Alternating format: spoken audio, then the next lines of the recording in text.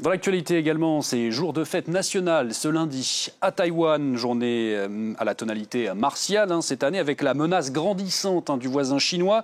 La présidente Tsai Ing-wen l'a affirmé lors de son discours, il n'y a pas de place pour des compromis sur la liberté et la démocratie. La chef d'État qui va également acter d'un renforcement de la puissance des forces de défense taïwanaises, également prévu un défilé militaire. Pour en savoir plus, on va tout de suite retrouver en direct de Taïwan justement notre envoyé spécial Cyril Payen. Bonjour Cyril.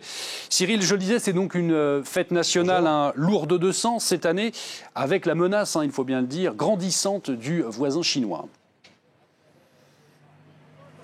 Oui, c'est vrai qu'on sent que les tensions diplomatiques sont à leur comble. D'ailleurs, est-ce qu'on peut encore parler de diplomatie quand on voit effectivement la manière dont se comporte Pékin, la Chine, donc le puissant voisin. Je rappelle qu'à Taïwan, ici, c'est 23 millions d'habitants et nous sommes à 180 km du continent avec une volonté résolument hégémonique, de plus en plus prégnante envers Taïwan, donc qui agite évidemment tous les esprits ici.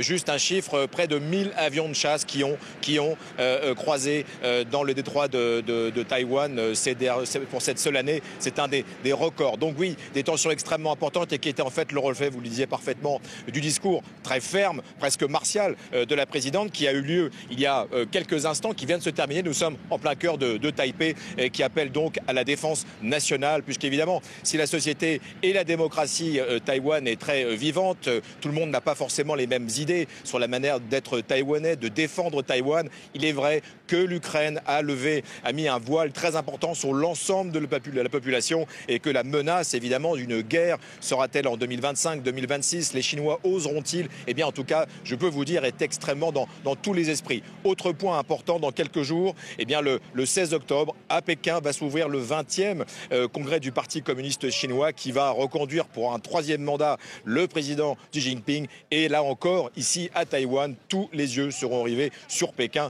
et sur les intentions pour ce 3e mandat du président chinois. Merci beaucoup Cyril pour toutes ces précisions. Cyril Payen, envoyé spécial à Taïwan. Donc, dans l'actualité.